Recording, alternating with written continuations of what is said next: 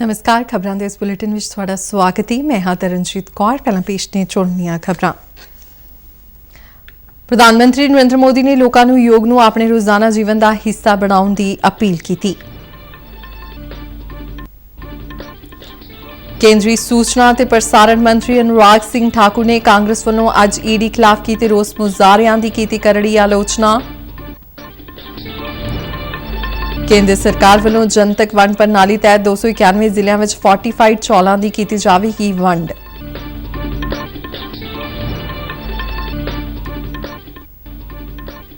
ते पंजाब सरकार ने MSME नूं उत्साहित करने लई सिडबी नाल कीते MOU ते दस्तखत।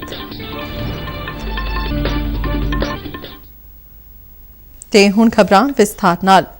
प्रधानमंत्री नरेंद्र मोदी ने लोगों को योग दिवस मनाउण अते योग नूं अपने रोजाना जीवन का हिस्सा बनाउण दी अपील की है। प्रधानमंत्री ने एक ट्वीट सुनेहे च कहा है कि कुछ दिनों बाद दुनिया कौमांतरी योग दिवस मनावेगी। उन्होंने कहा कि योग के बहुत सारे फायदे ने। प्रधानमंत्री ने कहा कि योग प्राचीन भारतीय रवायतों का एक अनमोल तोहफा है। 8वां कौमांतरी योग दिवस इस महीने की 21 तरीक नूं दुनिया भर विच मनाया जा रहा है। केंद्रीय सूचना ते प्रसारण मंत्री अनुराग सिंह ठाकुर ने कांग्रेस पार्टी वालों अज देश भर में ईडी के खिलाफ किए गए रोस मुजाहरियां की करड़ी आलोचना की है। पत्रकारों नाल गलबात करदे उन्होंने कहा कि कांग्रेस की दबाव बनाउण दी सियासत पूरी तरह नाल निंदनयोग है अते भ्रिष्टाचार के मामले में कानून सारियां लई इक है। समय समय पर कांग्रेस पार्टी संवैधानिक संस्थाओं पर भी प्रश्न चिन्ह खड़ा करती रही और जो लंबे समय राज किया जिन्होंने देश में और जिनके ऊपर भ्रष्टाचार के गंभीर आरोप लगे, आज वो जांच एजेंसियों से डर रहे हैं। कारण क्या छिपाना चाहते हैं? क्यों नहीं जाना चाहते? क्या एक परिवार और एक पार्टी के लिए अलग कानून हो? क्या कानून सबके लिए बराबर नहीं है? क्या जांच एजेंसियां जैसे बाकी भ्रष्टाचार करने वालों के खिलाफ कार्रवाई करती है, क्या उससे एक परिवार को अलग रखना चाहिए? क्या उस परिवार के खिलाफ जब जांच हो तो दबाव बनाने का काम उन जांच एजेंसियों पर किया जाए? क्या ये लोकतंत्र में शोभा देता है? और जो अपने आप को सबसे पुराना राजनीतिक दल कहते हैं और जिनकी परफॉर्मेंस में इतनी गिरावट भी आई है, लोगों ने जिनको नकारा है, आज वो लोकतंत्र को बचाने की नहीं, वो 2000 करोड़ की गांधी परिवार की संपत्ति को बचाने का प्रयास कर रहे हैं। क्लीन चिट देने का काम कौन कर रहा है? रॉबर्ट वड्रा जी, जो स्वयं अपने आप गंभीर भ्रष्टाचार के आरोप झेल रहे हैं। इनमें से अधिकतर लोग बेल पर हैं। भ्रष्टाचार के गंभीर आरोप हैं और जांच एजेंसियों के कामकाज में अवरोध पैदा करना क्या इनको शोभा देता है? ये अपने आप में प्रश्न चिन्ह खड़ा करता है कि कहीं ना कहीं दाल में कुछ काला है। ये तो लगता है कहीं दाल ही पूरी काली है। केंद्रीय सिक्ख्या राज मंत्री डॉक्टर सुभाष सरकार ने कौमांतरी योग दिवस दी तैयारियां दे संबंध विच करवाए जा रहे समागम तहत अज अमृतसर शहर वासियों नाल योग किया। इस दौरान योग के वक्-वक् आसन किए गए। समागम मगरों पत्रकारों नाल गलबात करदे उन्होंने कहा कि 8 दिन बाद कौमांतरी योग दिवस दुनिया भर विच मनाया जाएगा, जिस नूं ध्यान विच रखदिआं अज योग का अभ्यास किया गया। उन्होंने दस्सिया कि साल 2014 तो ही देश में स्वच्छता की सोच नाल स्वच्छ भारत अंदोलन की शुरुआत की गई सी, जिहड़ा लगातार चल रहा है। डॉक्टर सुभाष सरकार ने कहा कि जे अपना घर अते अपना देश साफ रखना है तो सानू अपने शहर अते आले दुआले नूं साफ रखने वाल ध्यान देना चाहिए है। केंद्रीय मंत्री ने कहा कि सानू किते भी गंदगी ना फैलाउण दी सौं लैनी चाहिए है। केंद्र सरकार ने कहा कि साल 2022-23 विच जनतक वंड प्रणाली राही देश के 291 पछाणे हुए जिलियां अते वध बोझ वाले जिलियां विच फोर्टिफाइड चौलों की वंड की जाएगी। खुराक सकत्तर सुधांशु पांडे ने आज नवी दिल्ली विच दस्सिया कि सरकार ने इस दौरान 175 लाख मीट्रिक टन फोर्टिफाइड चौल उपलब्ध कराउण दी योजना बनाई है। उन्होंने कहा कि इस योजना विच सारे एकीकृत बाल विकास सेवा केंद्रां, प्रधानमंत्री पोषण अते मिड डे मील स्कूलों नूं शामिल करन ते ध्यान दिता जाएगा। 16 सूबियां दे 90 तो वध जिलियां ने इन्हां चौलों नूं लैना शुरू कर दिता है। साल 2021-22 के पहले गेड़ दौरान तकरीबन 17 लाख मीट्रिक टन फोर्टिफाइड चौलों की वंड की गई सी। फोर्टिफाइड चौलों में अनीमिया की चुनौती नाल नजिठण लई आयरन, फॉलिक एसिड और विटामिन D12 वर्गे तत्तां नूं मिलाया जांदा है। प्रधानमंत्री नरेंद्र मोदी ने बीते सुतंत्रता दिवस मौके 2024 तक सारियां समाजिक सुरक्षा योजनावां विच अजिहे चौलों की सप्लाई यकीनी करन दा ऐलान कीता सी। ਪੰਜਾਬ ਵਿੱਚ ਝੋਨੇ ਦੀ ਲੁਆਈ ਦਾ ਕੰਮ ਕੱਲ ਯਾਨੀ 14 ਜੂਨ ਤੋਂ ਸ਼ੁਰੂ ਹੋ ਰਿਹਾ ਹੈ। ਇਸ ਦੌਰਾਨ ਕਿਸਾਨਾਂ ਨੂੰ 8 ਘੰਟੇ ਨਿਰਵਿਘਨ ਬਿਜਲੀ ਸਪਲਾਈ ਦੇਣ ਦੇ ਇੰਤਜ਼ਾਮ ਸਰਕਾਰ ਵੱਲੋਂ ਕੀਤੇ ਗਏ ਨੇ। ਮੁੱਖ ਮੰਤਰੀ ਭਗਵੰਤ ਮਾਨ ਨੇ ਕਿਸਾਨਾਂ ਨੂੰ ਅਪੀਲ ਕੀਤੀ ਹੈ ਕਿ ਉਹ ਪਾਣੀ ਦੀ ਵਰਤੋਂ ਜ਼ਰੂਰਤ ਮੁਤਾਬਕ ਹੀ ਕਰਨ। ਉਨ੍ਹਾਂ ਕਿਹਾ ਕਿ ਪਾਣੀ ਦਾ ਡਿੱਗਦਾ ਪੱਧਰ ਭਵਿੱਖ ਲਈ ਵੱਡਾ ਖਤਰਾ ਹੈ। ਭਾਰਤੀ ਜਨਤਾ ਪਾਰਟੀ ਨੇ ਸੂਬੇ ਵਿੱਚ ਦਿਨੋਂ ਦਿਨ ਖਰਾਬ ਹੁੰਦੀ ਕਾਨੂੰਨ ਵਿਵਸਥਾ ਦੀ ਹਾਲਤ ਨੂੰ ਲੈ ਕੇ ਅੱਜ ਵੱਖ-ਵੱਖ ਜ਼ਿਲ੍ਹਿਆਂ ਵਿੱਚ ਸੂਬਾ ਸਰਕਾਰ ਦੇ ਪੁਤਲੇ ਫੂਕੇ। ਜਲੰਧਰ ਵਿੱਚ ਪਾਰਟੀ ਜ਼ਿਲ੍ਹਾ ਪ੍ਰਧਾਨ ਸੁਸ਼ੀਲ ਸ਼ਰਮਾ ਦੀ ਅਗਵਾਈ ਹੇਠ ਕੰਪਨੀ ਬਾਗ ਚੌਂਕ ਵਿੱਚ ਰੋਸ ਮੁਜ਼ਾਹਰਾ ਕੀਤਾ ਗਿਆ, ਜਿਸ ਵਿੱਚ ਵੱਡੀ ਗਿਣਤੀ ਵਿੱਚ ਪਾਰਟੀ ਆਗੂ ਅਤੇ ਵਰਕਰ ਸ਼ਾਮਲ ਹੋਏ। ਪਾਰਟੀ ਵਰਕਰਾਂ ਨੇ ਰੋਸ ਵਜੋਂ ਆਮ ਆਦਮੀ ਪਾਰਟੀ ਦੀ ਸਰਕਾਰ ਦਾ ਪੁਤਲਾ ਫੂਕਿਆ। ਪਾਰਟੀ ਦੇ ਸੂਬਾ ਮੀਤ ਪ੍ਰਧਾਨ ਰਾਕੇਸ਼ ਰਾਠੌਰ ਨੇ ਕਿਹਾ ਕਿ ਪਿਛਲੇ 3 ਮਹੀਨਿਆਂ ਵਿੱਚ ਸੂਬੇ ਵਿੱਚ ਕਾਨੂੰਨ ਵਿਵਸਥਾ ਦਾ ਜਨਾਜ਼ਾ ਨਿਕਲ ਗਿਆ ਹੈ ਅਤੇ ਸਮਾਜ ਵਿਰੋਧੀ ਅੰਸਰ ਹਰ ਪਾਸੇ ਸਰਗਰਮ ਦਿਖਾਈ ਦੇ ਰਹੇ ਨੇ। ਉਨ੍ਹਾਂ ਕਿਹਾ ਕਿ ਲੋਕਾਂ ਨੂੰ ਕਈ ਝੂਠੇ ਵਾਅਦਿਆਂ ਵਿੱਚ ਫਸਾ ਕੇ ਆਮ ਆਦਮੀ ਪਾਰਟੀ ਨੇ ਆਪਣੀ ਸਰਕਾਰ ਬਣਾਈ ਸੀ, ਜਿਸ ਤੋਂ ਅੱਜ ਲੋਕ ਆਪਣੇ ਆਪ ਨੂੰ ਠੱਗਿਆ ਹੋਇਆ ਮਹਿਸੂਸ ਕਰ ਰਹੇ ਨੇ। ਪਵਿੱਤਰ ਸ਼੍ਰੀ ਅਮਰਨਾਥ ਯਾਤਰਾ 30 ਜੂਨ ਤੋਂ ਸ਼ੁਰੂ ਹੋ ਰਹੀ ਹੈ। ਇਸ ਯਾਤਰਾ ਲਈ ਸ਼੍ਰੀ ਅਮਰਨਾਥ ਸ਼ਰਾਈਨ ਬੋਰਡ ਵੱਲੋਂ ਵੱਡੇ ਪੱਧਰ ਤੇ ਤਿਆਰੀਆਂ ਕੀਤੀਆਂ ਜਾ ਰਹੀਆਂ ਨੇ। ਸ਼ਰਧਾਲੂਆਂ ਦੀ ਸੁਰੱਖਿਆ ਦੇ ਪੁਖਤਾ ਪ੍ਰਬੰਧ ਕੀਤੇ ਜਾ ਰਹੇ ਨੇ। ਇੱਕ report.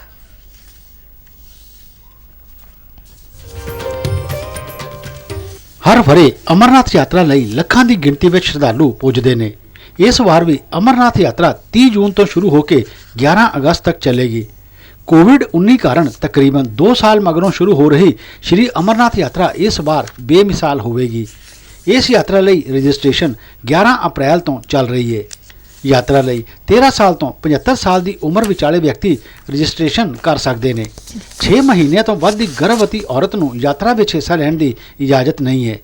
Shri Amarnath shrine board के मुख्य कार्यकारी अधिकारी नीतीश्वर कुमार मुताबक श्रद्धालुओं वास्ते बीमे की रकम विच पहलां दे मुकाबले वाधा किया गया है।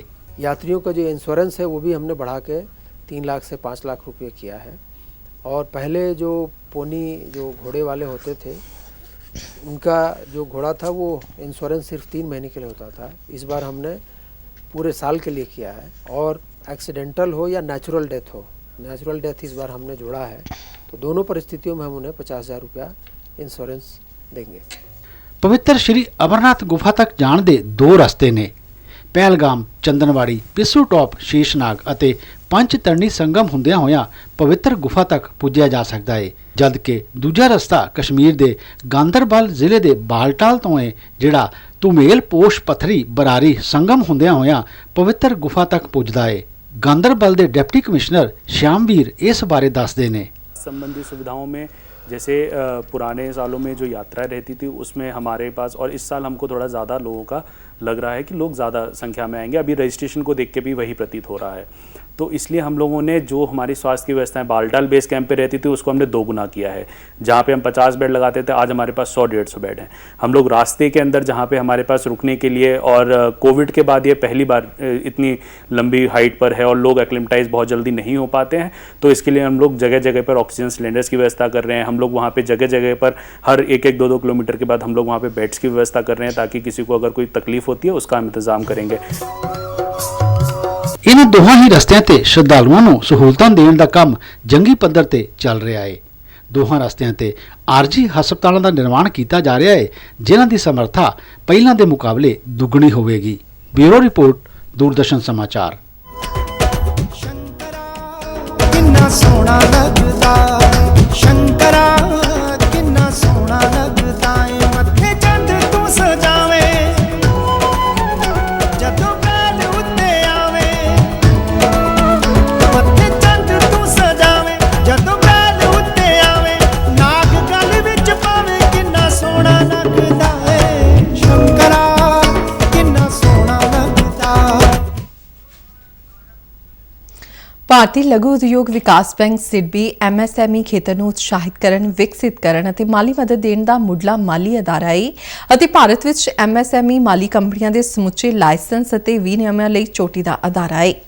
ਪੰਜਾਬ ਵਿੱਚ ਐਮਐਸਐਮਈ ਦੇ ਵਿਕਾਸ ਅਤੇ ਹੁਨਰ ਵਿਕਾਸ ਸੱਭਿਆਚਾਰ ਨੂੰ ਉਤਸ਼ਾਹ ਦੇਣ ਲਈ ਪੰਜਾਬ ਸਰਕਾਰ ਨੇ ਸਿਡਬੀ ਨਾਲ 3 ਸਾਲ ਦੇ ਸਮੇਂ ਲਈ ਇੱਕ ਅੰਬ੍ਰੇਲਾ ਪ੍ਰੋਗਰਾਮ ਮਿਸ਼ਨ ਸਵਾਵਲੰਬਨ ਸ਼ੁਰੂ ਕਰਨ ਦੇ ਇੱਕ ਐਮਓਯੂ ਤੇ ਦਸਤਖਤ ਕੀਤੇ ਨੇ। ਸਨਅਤ ਅਤੇ ਵਣਜ ਦੇ ਪ੍ਰਮੁੱਖ ਸਕੱਤਰ ਦਲੀਪ ਕੁਮਾਰ ਨੇ ਚੰਡੀਗੜ੍ਹ ਵਿੱਚ ਦੱਸਿਆ ਕਿ ਇਸ ਦੇ ਇੱਕ ਹਿੱਸੇ ਵਜੋਂ ਪੰਜਾਬ ਵਿੱਚ ਸਿਡਬੀ ਆਪਣੀ ਪ੍ਰੋਜੈਕਟ ਮੈਨੇਜਮੈਂਟ ਯੂਨਿਟ ਦੀ ਸਥਾਪਨਾ ਕਰੇਗਾ। ਉਨ੍ਹਾਂ ਕਿਹਾ ਕਿ ਇਹ ਯੂਨਿਟ ਮੌਜੂਦਾ ਢਾਂਚੇ ਵਿੱਚ ਸੋਧ ਦੇ ਸੁਝਾਅ ਦੇਣ ਦੇ ਨਾਲ ਹੋਰ ਅੜਿੱਕਿਆਂ ਨੂੰ ਦੂਰ ਕਰੇਗਾ। ਉਨ੍ਹਾਂ ਕਿਹਾ ਕਿ ਐਮਐਸਐਮਈ ਯੂਨਿਟਾਂ ਨੂੰ ਡਿਜੀਟਲ ਪਲੇਟਫਾਰਮ ਤੇ ਸ਼ਾਮਿਲ ਕਰਨ ਲਈ ਵੀ ਮਦਦਗਾਰ ਸਾਬਤ ਹੋਵੇਗਾ। ਸਤਿਗੁਰੂ ਕਬੀਰ ਜੀ ਦੇ 624ਵੇਂ ਪ੍ਰਕਾਸ਼ ਉਤਸਵ ਦੇ ਸਬੰਧ ਵਿੱਚ ਅੱਜ ਸਤਿਗੁਰੂ ਕਬੀਰ ਸਭਾ ਜਲੰਧਰ ਵੱਲੋਂ ਜਲੰਧਰ ਸ਼ਹਿਰ ਵਿੱਚ ਇੱਕ ਸ਼ੋਭਾ ਯਾਤਰਾ ਦਾ ਪ੍ਰਬੰਧ ਕੀਤਾ ਗਿਆ। ਇਸ ਸ਼ੋਭਾ ਯਾਤਰਾ ਦੀ ਅਗਵਾਈ ਮਹਿੰਦਰ ਭਗਤ ਨੇ ਕੀਤੀ ਅਤੇ ਇਸ ਵਿੱਚ ਸਾਂਸਦ ਸੰਤੋਖ ਚੌਧਰੀ ਸਮੇਤ ਵੱਖ-ਵੱਖ ਸਿਆਸੀ, ਧਾਰਮਿਕ ਅਤੇ ਸਮਾਜਿਕ ਜਥੇਬੰਦੀਆਂ ਦੇ ਨੁਮਾਇੰਦਿਆਂ ਨੇ ਹਿੱਸਾ ਲਿਆ। ਸ਼ੋਭਾ ਯਾਤਰਾ ਦੌਰਾਨ ਭਗਤ ਕਬੀਰ ਜੀ ਦੀ ਬਾਣੀ ਦਾ ਪ੍ਰਚਾਰ ਕੀਤਾ ਗਿਆ। ਸ਼ੋਭਾ ਯਾਤਰਾ ਦੇ ਰਸਤੇ ਵਿੱਚ ਲੋਕਾਂ ਨੇ ਇਸ ਦਾ ਸਵਾਗਤ ਕੀਤਾ।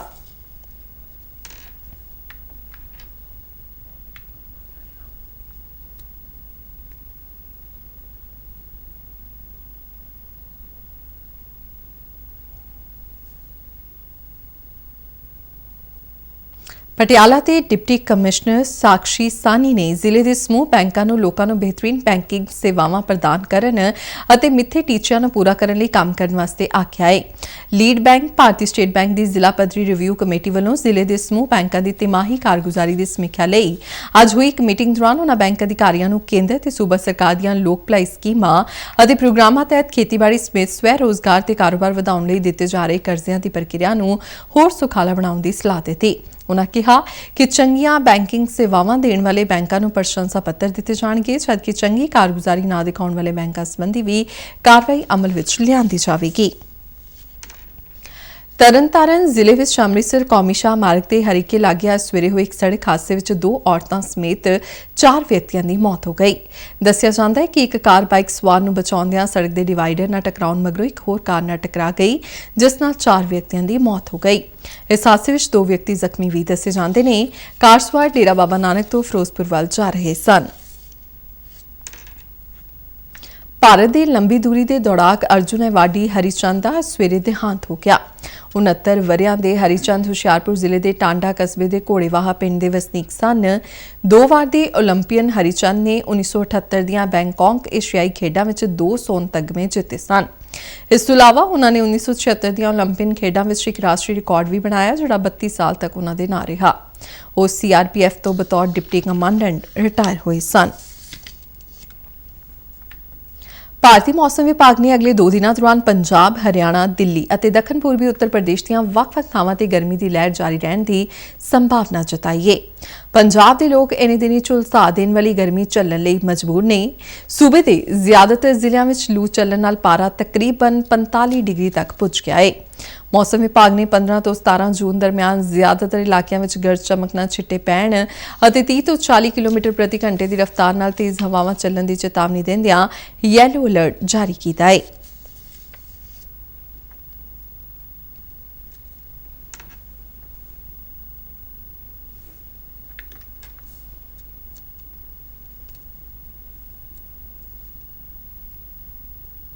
ਖਬਰਾਂ ਦੇ ਬੁਲੇਟਿਨ ਸਾਡੇ ਦਰਸ਼ਕ RNU DDK ਜਲੰਧਰ ਦੇ YouTube ਚੈਨਲ, Facebook ਪੇਜ ਅਤੇ Twitter ਹੈਂਡਲ ਤੇ ਵੀ ਵੇਖ ਸਕਦੇ ਨੇ। ਤੇ ਬੁਲੇਟਿਨ ਦੇ ਅਖੀਰ ਵਿੱਚ ਚੁਣਵੀਆਂ ਖਬਰਾਂ ਇੱਕ ਵਾਰ ਫਿਰ ਤੋਂ। ਪ੍ਰਧਾਨ ਮੰਤਰੀ ਨਰਿੰਦਰ ਮੋਦੀ ਨੇ ਲੋਕਾਂ ਨੂੰ ਯੋਗ ਨੂੰ ਆਪਣੇ ਰੋਜ਼ਾਨਾ ਜੀਵਨ ਦਾ ਹਿੱਸਾ ਬਣਾਉਣ ਦੀ ਅਪੀਲ ਕੀਤੀ।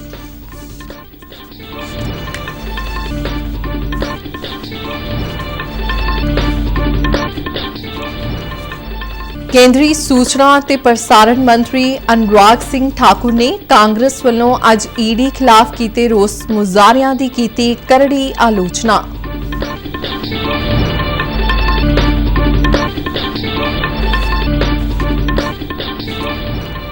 ਕੇਂਦਰ ਸਰਕਾਰ ਵੱਲੋਂ ਜਨਤਕ ਵੰਡ ਪ੍ਰਣਾਲੀ ਤਹਿਤ 291 ਜ਼ਿਲ੍ਹਿਆਂ ਵਿੱਚ ਫੋਰਟੀਫਾਈਡ ਚੌਲਾਂ ਦੀ ਕੀਤੀ ਜਾਵੇਗੀ ਵੰਡ।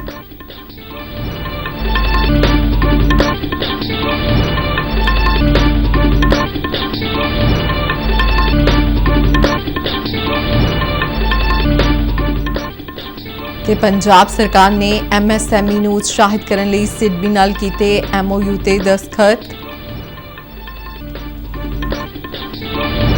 ਇਸ ਨਾਲ ਹੀ ਖਬਰਾਂ ਦਾ ਬੁਲੇਟਿਨ ਖਤਮ ਹੋਇਆ। ਆਗਿਆ ਦਿਓ। ਨਮਸਕਾਰ।